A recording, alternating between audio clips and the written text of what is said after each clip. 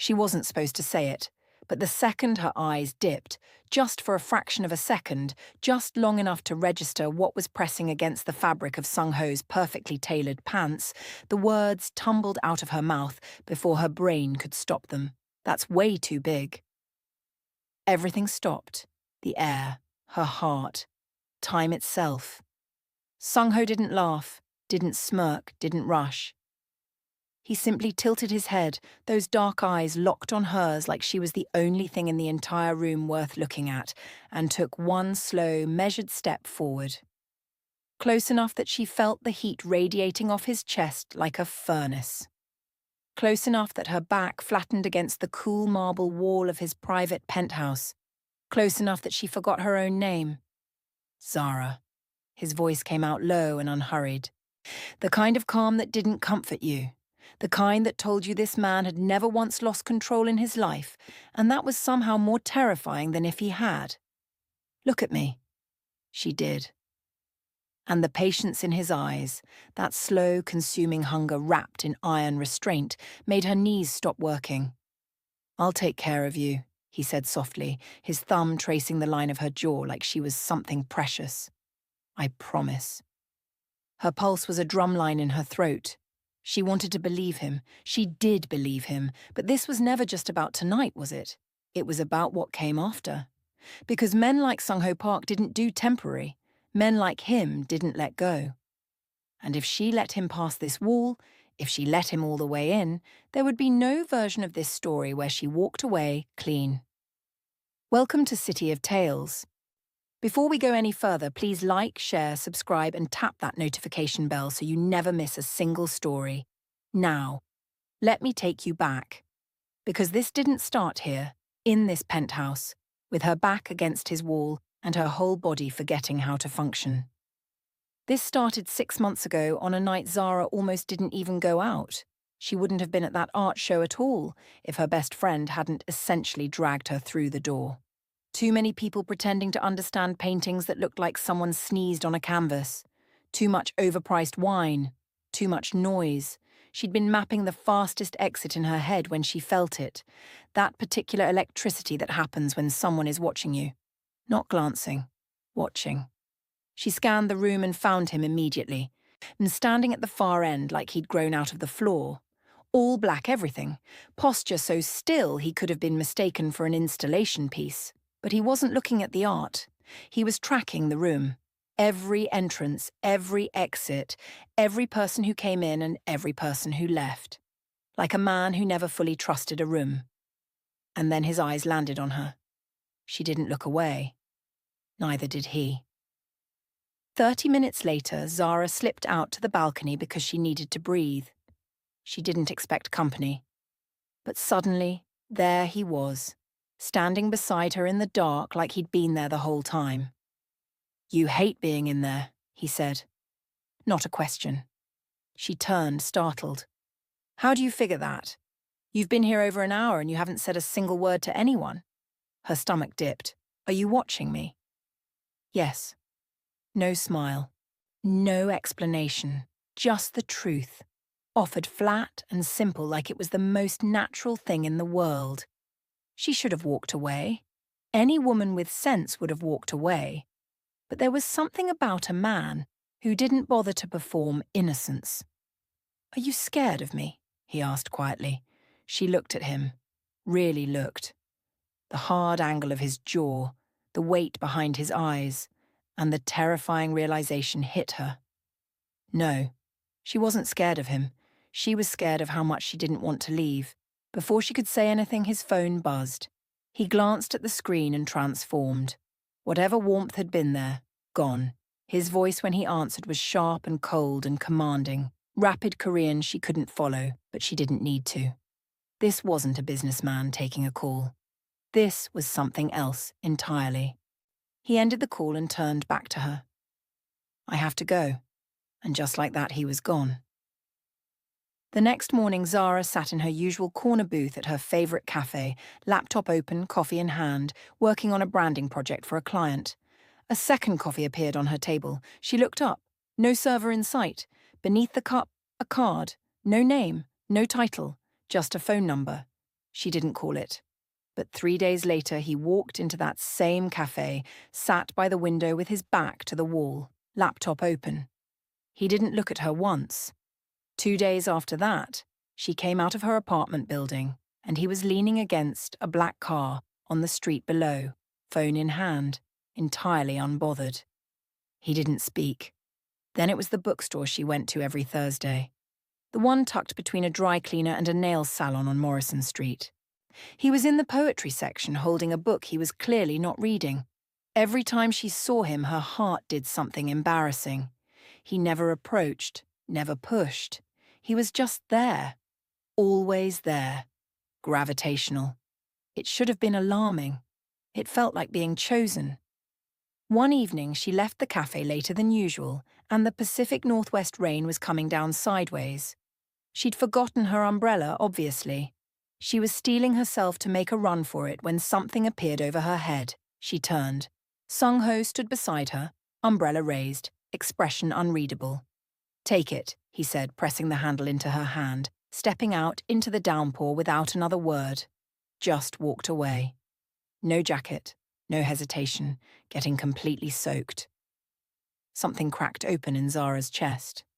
"Wait," she called, chasing after him, our rain immediately plastering her hair to her face.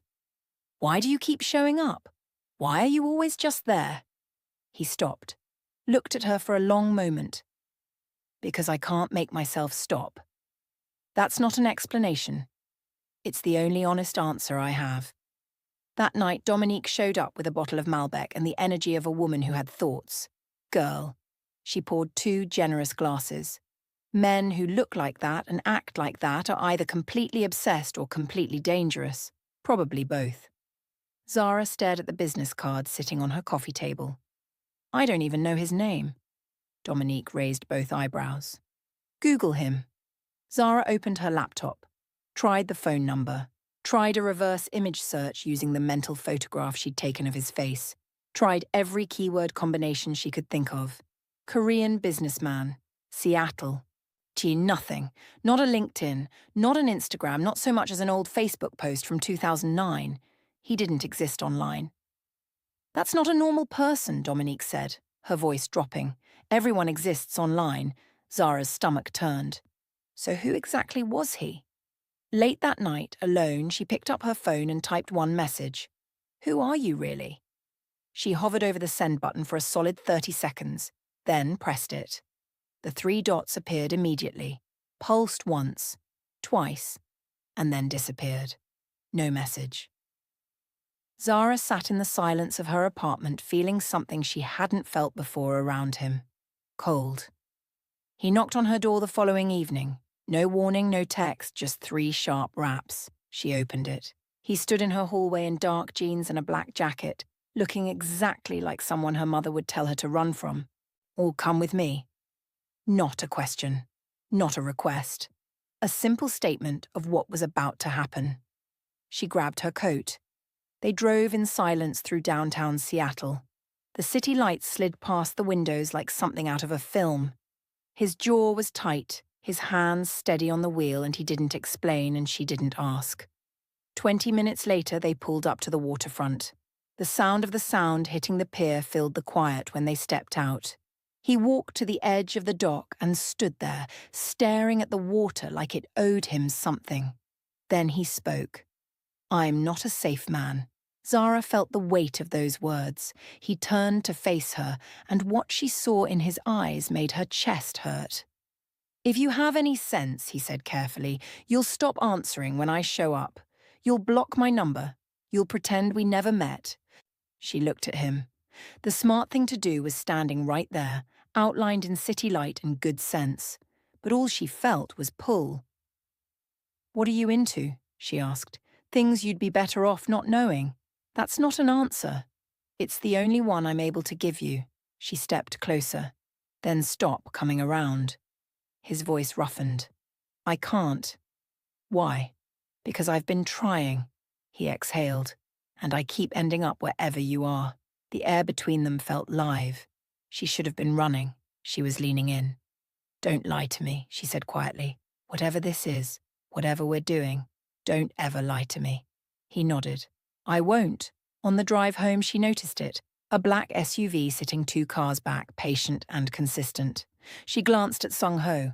His knuckles had gone white on the wheel. He'd seen it too. He said nothing. 3 blocks from her building, it turned off. His shoulders dropped a fraction of an inch. When they reached her door, his hands settled at her lower back, warm and anchoring. Lock your door tonight, he said quietly. Why? His eyes found hers. Serious. Unflinching.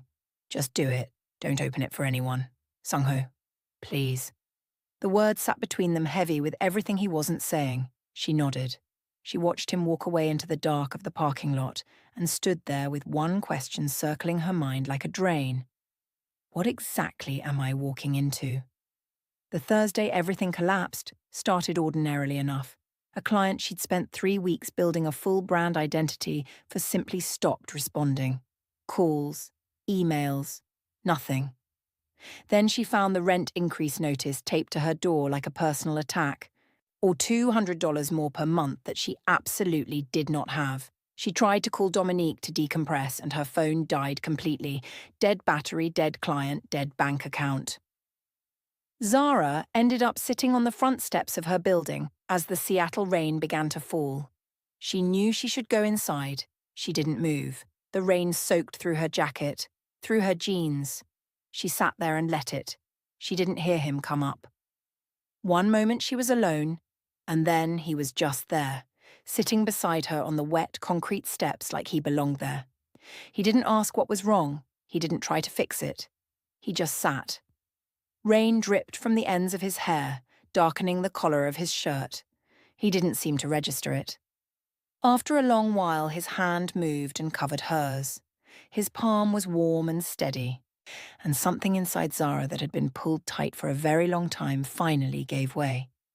She didn't cry, didn't speak, but her fingers closed around his and held on. "Why are you here?" she finally whispered. He was quiet for a moment. "Because when I'm not, I can't think straight." Her chest ached. She turned to look at him. "You don't know me. I know enough." "What does that mean?" His jaw tightened. "It means you don't deserve to be out here alone. It means I drive past your building and check whether your lights are on. It means I should stay away from you, and I cannot do it." He stood, pulling her gently to her feet. "Come on. You're completely soaked." Inside her apartment, he moved quietly, found a towel, came back and dried her hair with the kind of careful attention that made her throat tight. She sat on the couch and didn't protest because she had nothing left to protest with. "Lie down," he said softly. She did. He draped a blanket over her and then settled on the floor beside the couch, his back against the cushions, like a guard who wasn't leaving his post. "You don't have to stay," she murmured.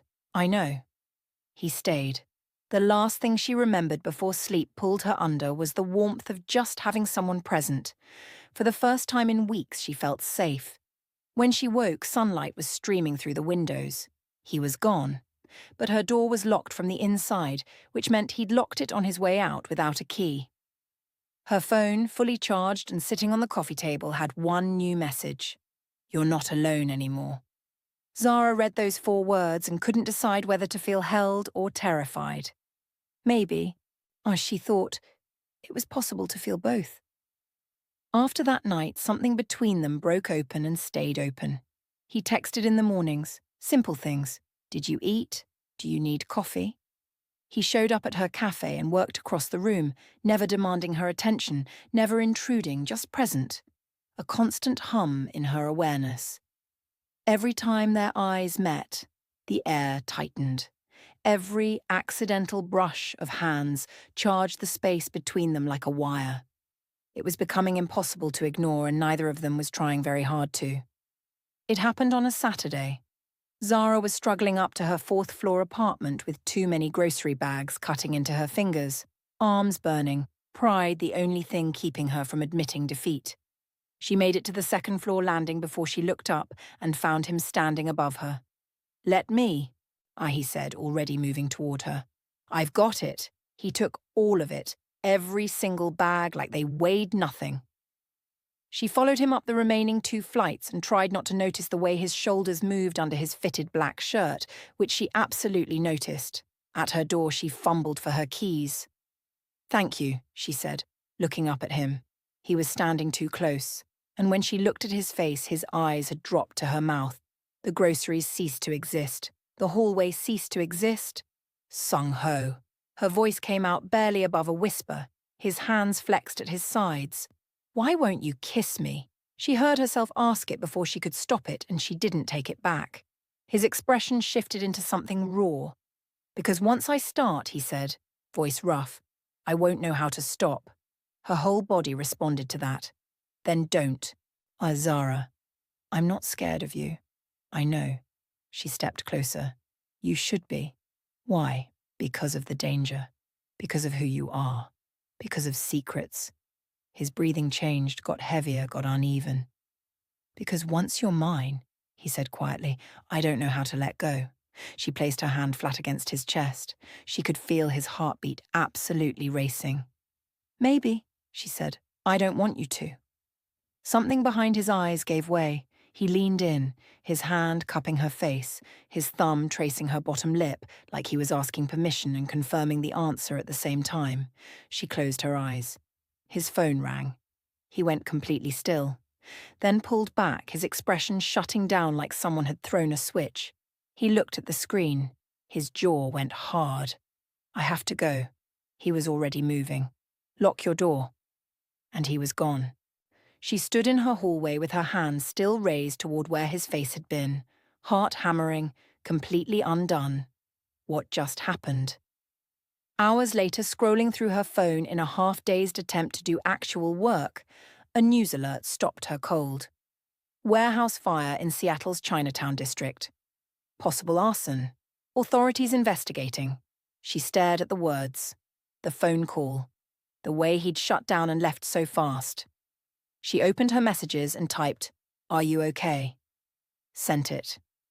3 dots appeared, disappeared, nothing. Zara set her phone face down on her desk and sat there with a fear she didn't have a name for yet. Who are you, Sung-ho? And what have you gotten yourself into? He texted 3 days later. I need to ask you something. Can I come by? Zara spent 20 minutes deciding what to reply and then wrote fine. When he showed up, he looked like a man carrying weight that hadn't been there before. There's a charity gala tomorrow night, he said without preamble. I need you there with me. She crossed her arms. Why? It's important. That's not an answer. He exhaled. Please. I wouldn't ask if I had another option. Something in his eyes stopped her from pushing further. This wasn't a date invitation. This was something with stakes she couldn't fully see yet. Okay, she said, but you owe me a real explanation after. He nodded. I know. He sent a dress, black, clean lines, fitted like it had been made specifically for her body. She almost sent it back out of principle.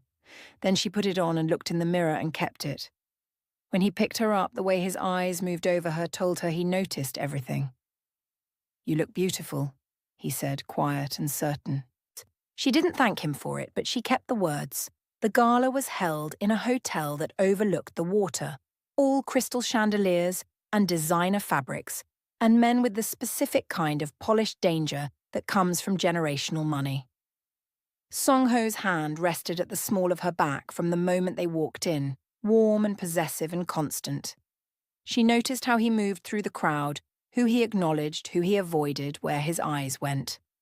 Then a group of men approached, sharp suits, sharper eyes. They looked at Zara with the particular attention of people cataloguing information rather than admiring it.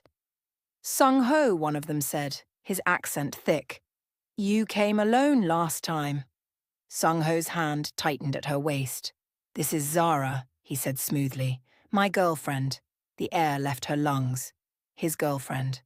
The men's energy shifted. I became less predatory, more respectful. And it landed on her all at once. She wasn't here as his date. She was here as his cover. She played the role because she had already committed and because something in her was still watching him, even as she smiled and laughed at the right moments and let him keep his hand on her. She was watching and filing everything away. Near the bar, she stood alone for a moment, while Sung-ho crossed the room to speak with someone. A man appeared at her side, older, expensive, the smile of someone who believed in the word no as a starting point for negotiation. His hand landed on her shoulder.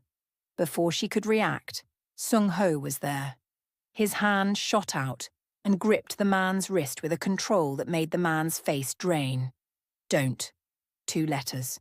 Quiet as anything. The man stepped back, murmuring an apology. Gone. Sung-ho took her hand and walked her to the exit without a word. The car ride back was silent and loaded. Finally, she said it. You used me tonight. He didn't look at her. Yes. I was just a prop to make you look stable. Yes. And you didn't think I deserved to know. I thought if I told you, you'd refuse. She let that sit for a moment, then softly. You didn't just use me, though, did you? His head turned toward her sharply. When that man put his hands on me, she said, you looked like you wanted to take him apart. That wasn't performance. That was real. His breathing roughened. No, he admitted. It wasn't. You don't get to feel things you won't own, Sung-ho. The silence stretched. Then he changed direction. They weren't going to her apartment. Where are we going? She asked. His voice was low when he answered. My place. Zara's heart hammered. Why? Because, he said, you've earned the truth. All of it. The penthouse was everything she expected. Floor-to-ceiling windows, city below like a painting, minimalist furniture so clean and cold it felt more like an exhibition than a home. A place where someone existed but had not actually lived in a very long time. He poured himself a whiskey and stood by the window back to her. My family has legitimate businesses, he started. Import, export, real estate, hospitality. She waited. But that's not where the real foundation is. He turned to face her and she saw the weight of what he was about to say already in his body. My father built and runs one of the most significant Korean criminal networks operating on the West Coast. Has for 30 years. When he steps down or dies, it passes to me. The room felt different after that sentence. I didn't choose this, he continued. I was raised inside it. By the time I had the full picture, I was already in too deep to walk away without leaving behind everyone I was responsible for. What does that mean in practice? She asked quietly. His jaw tightened. It means people settle debts in ways that don't involve courts. It means territory. It means that anyone I let myself care about becomes a liability that my enemies will absolutely exploit. She let those words land. Tonight, he said, those men at the gala needed to see that I was stable, grounded, not a man who could be rattled. If they thought I was vulnerable, it would be an invitation. So you used me as proof of stability. Yes. He didn't flinch from it. And I'm sorry. But Zara, his voice dropped. If those men understood how much you actually mean to me, you'd already be in danger. The room went completely still. Zara's heart was beating in her ears. She should be grabbing her things. She should be out the door. But all she felt was grief. Not for herself. For him. For the boy who never had a choice about the life he was handed. For the man still carrying it. I'm terrified, she said softly. He flinched like she'd hit him. Not of you, she continued, stepping toward him. Not because of who your family is or what you're involved in. She stopped in front of him. I'm terrified because I think I'm in love with you anyway. He stared at her. Then his hands came up and framed her face, and his forehead dropped to hers, and his breath was uneven in a way she'd never heard from him before. Then we're both terrified, he whispered. And for the first time since she met him, she saw it. Real fear, not of enemies or consequences or death, fear of losing her. He walked her back slowly until her spine met the cool marble wall. His hand cradled her jaw, his thumb moving across her cheekbone with a gentleness that broke something open in her chest. If we cross this line, he said, his voice rough and low, there's no going back. You will be part of my world, and my world will try to use you against me. I know, Zara. I know, she said again, firmer. He searched her eyes for doubt. She had none to give him. I'm choosing this, she said. I'm choosing you.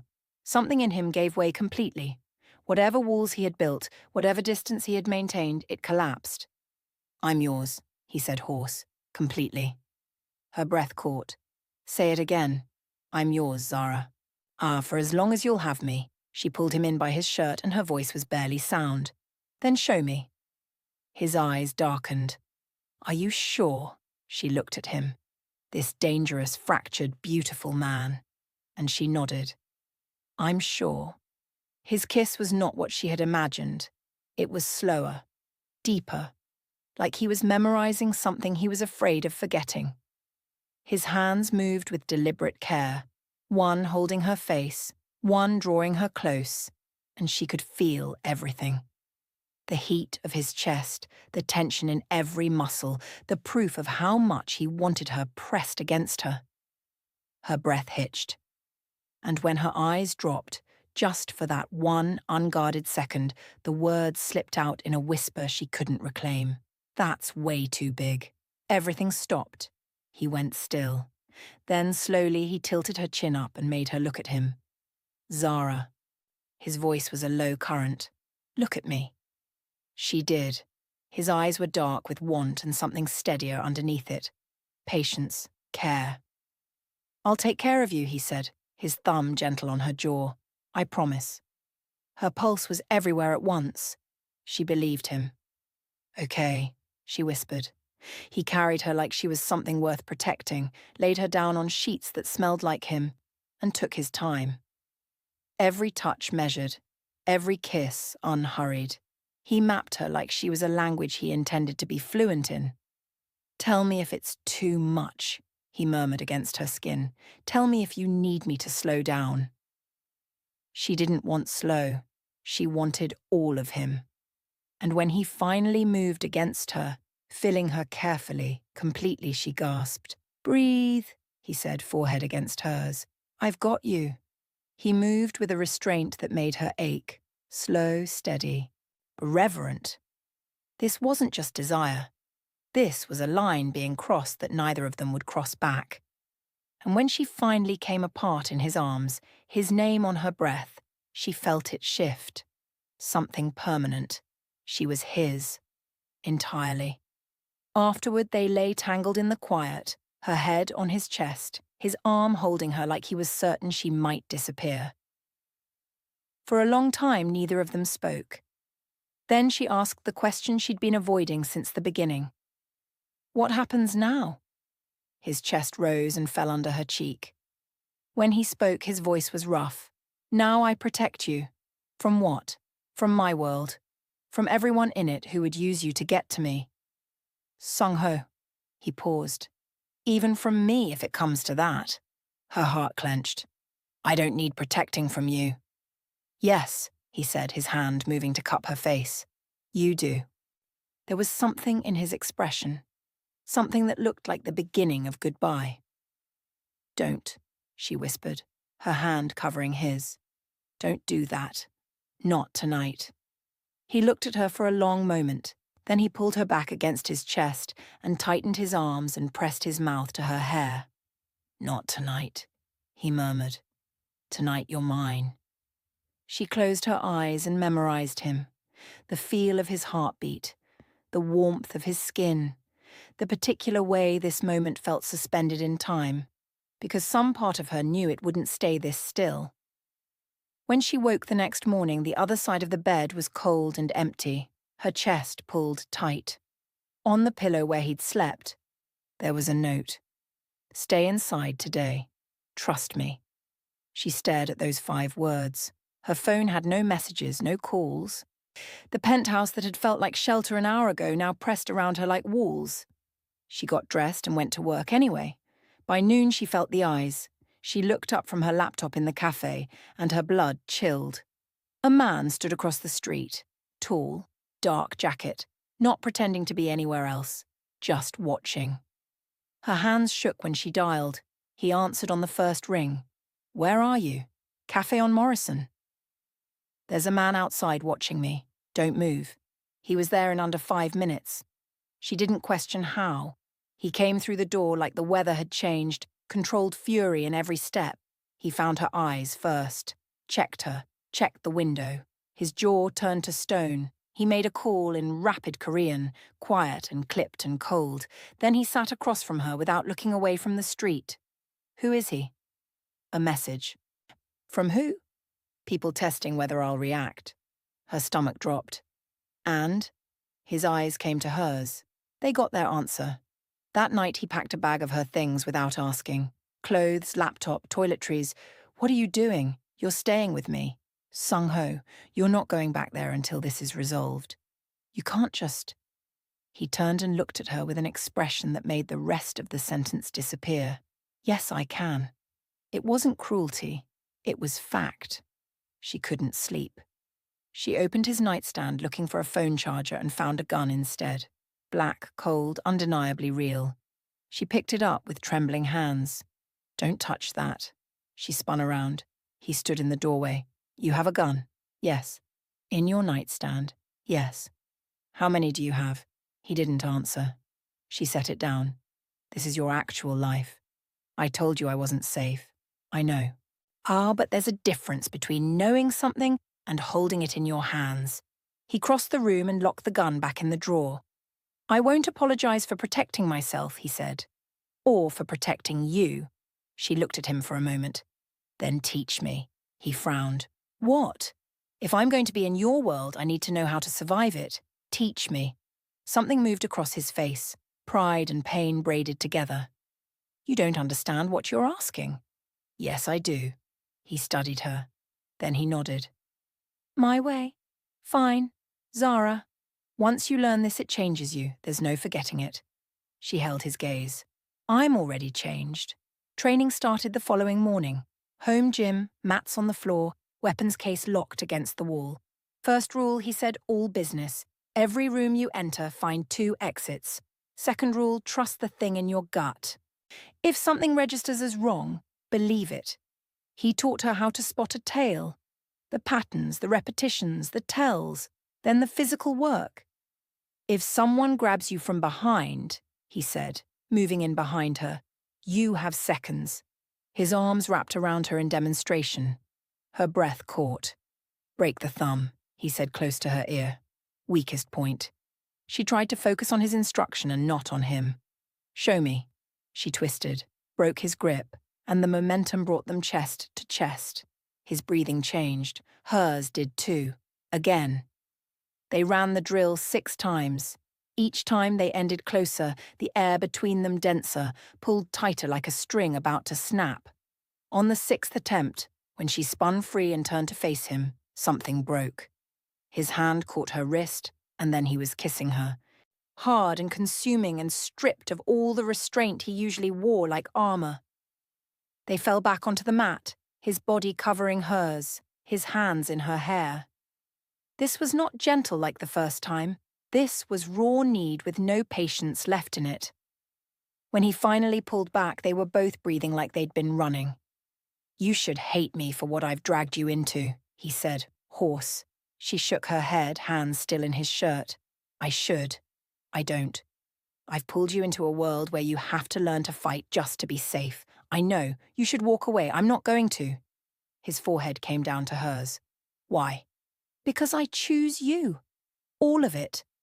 His arms closed around her, and for a moment they just held on. That afternoon, she heard his voice through the bathroom door. He was on the phone. She shouldn't have listened, but something in his tone stopped her. She cracked the door open, water still running. Take the territory, he said in English, his voice tight and desperate. Take all of it. A pause. I don't care about the loss. Just guarantee her safety. Her chest seized. Longer silence. You have my word, she is untouchable. When he hung up, she closed the door and stood there with her heart hammering against her ribs. Later when she came out, he was staring out the window. Everything okay? Fine. That call? Business. Sung-ho. He looked at her. What did you give up? His jaw tightened. Nothing important. Don't. His eyes met hers, and for 1 second the truth was right there, naked and devastating. Then it was gone. Nothing I couldn't afford to lose. But she knew. Whatever he had traded away, it had cost him everything. She woke to an empty bed. Again. But the silence this time was different. Heavier. Wrong. She reached for her phone. A news alert filled the screen. Federal authorities arrest key figure in Korean organized crime network. Seattle warehouse raid. Ice moved through her body. She clicked through with shaking hands, scanning for a name, a photo, anything. No name yet, but one line stopped her. The suspect is believed to be in his early 30s, described as a senior operational figure in the network. Sung-ho was 32. No, she whispered. No, no, no, she called him. Voicemail. Called again. Nothing. She sat with panic climbing her throat for 3 hours before the door opened. She crossed the room before he was fully inside. "You're okay," she breathed. "I saw the news and I thought you were." He pulled her in and held her for a moment. "It wasn't me." She stepped back. "What? The arrest? It wasn't me." "Then who?" He set his keys down. The word came out hollow. "My brother." Zara went still. "You have a brother?" Ji-hun. "He's 25. He moved to the window. I've kept him out of everything his entire life." "What happened?" "My father wanted him. Wanted to bring him into California operations. Ji-hun refused. Sung-ho exhaled. So I arranged it. Made sure he got caught with just enough to put him away for 6 months. Minimum security, white-collar charges." Zara felt the air leave her. "You set up your own brother. To save him." He turned and the pain in his face was devastating. "When he gets out, he'll have a record. The family won't touch someone with that kind of visibility. He walks out free, really free. And you?" He looked at her. His expression answered before he said anything.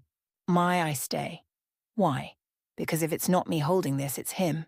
I won't let that happen. You're trapped." He didn't answer. They both already knew. That night he held her tighter than usual, like he was trying to memorize the weight of her. "If something happens to me," he started. "Don't." Zara pressed her hand to his chest. "Don't say it, Kiana. No. Whatever you're about to say, I don't want to hear it." He pulled her in and buried his face in her hair, and for the first time she felt him shake. Not fear, the weight of everything he had carried alone for every year of his life. "I love you," she whispered into the dark. His breath caught. "Don't." His voice was raw. "Don't love me." Too late. A sound escaped him, quiet and broken. He held her tighter. God help us both. The ultimatum came 3 days later. He was standing by the window at midnight, every muscle rigid when she woke. "What's wrong?" He turned and his face was stone. "They want me to step down." "Who?" "The council. West Coast families." His jaw flexed. "They think I've been compromised." She sat up. "Because of me." He didn't deny it. "What happens if you don't?" He crossed the room slowly and sat on the edge of the bed. "They come for you." The words sat in the air between them like a verdict. "When?" "Soon." "Okay," she said, steadying herself. "So what do we do?" He took her hand. "I can get you out. New identity, new city, somewhere they would never find you.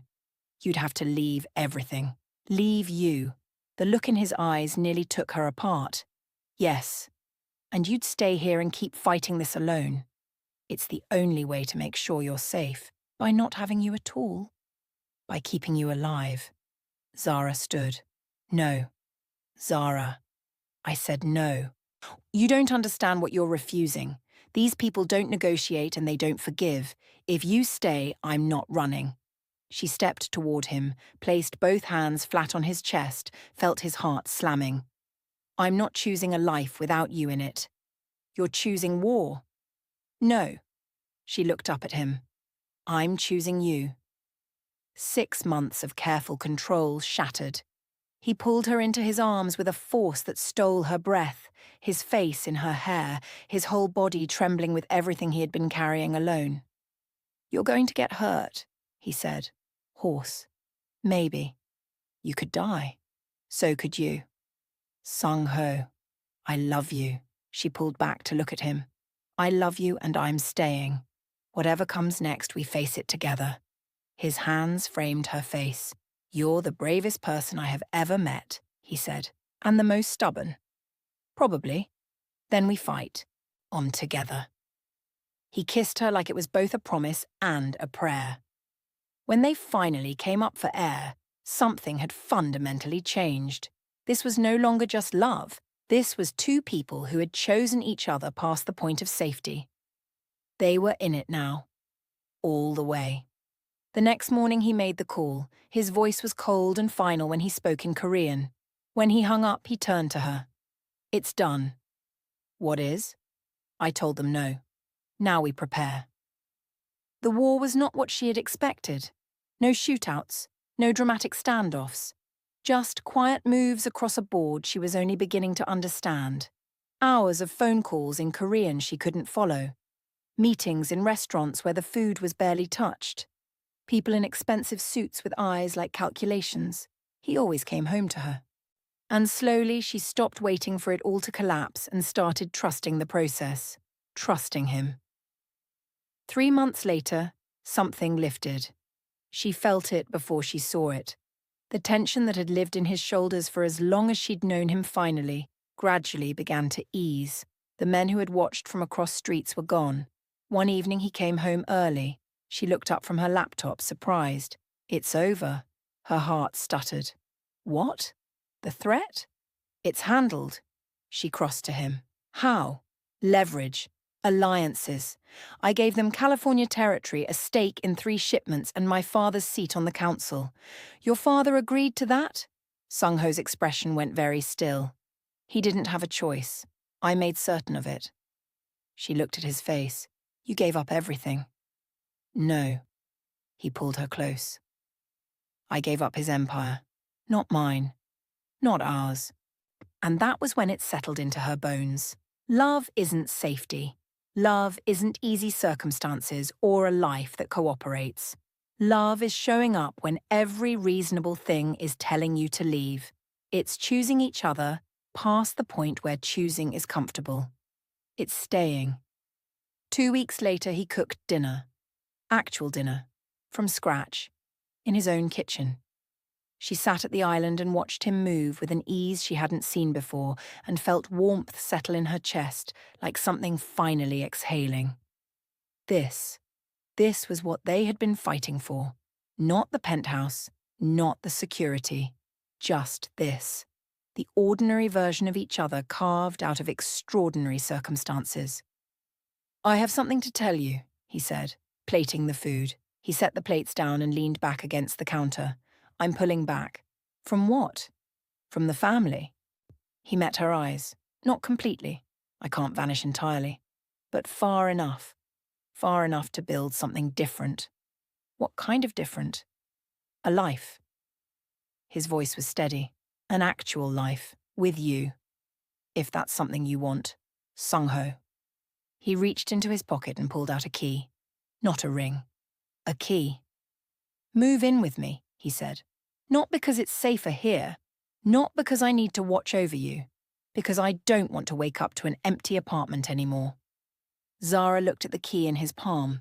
6 months ago, she had stood at a gallery trying to find the fastest exit and had instead found a man who watched the exits too. A man with blood somewhere in his history and something real buried beneath all the danger. And now here he stood, offering her a key. Offering her a future. Yes, she said. The relief that crossed his face was the most honest thing she had ever seen from him.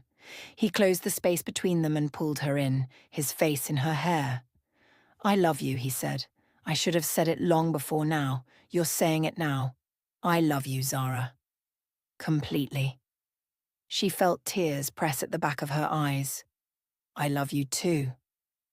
Later that night they stood on the balcony, the city spread out below them like a promise. His arm around her waist, her head tilted toward his shoulder. It won't always be simple, he said quietly. I know. There will be moments when the past comes back. I know. But I'll protect you. She leaned into him, the key still warm in her hand. And I'll stay. He pressed a kiss to her temple.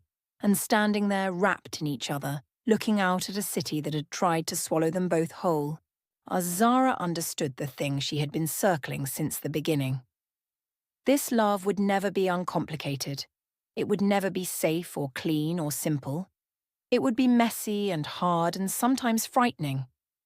But it would be real, and it would be theirs, and it would be built on the truth of two people who kept choosing each other even when there were 1,000 easier options available.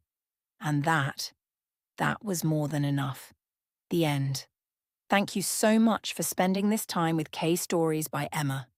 If this story moved you, please like it, share it with someone who loves a good love story, and subscribe to the channel so you never miss what comes next.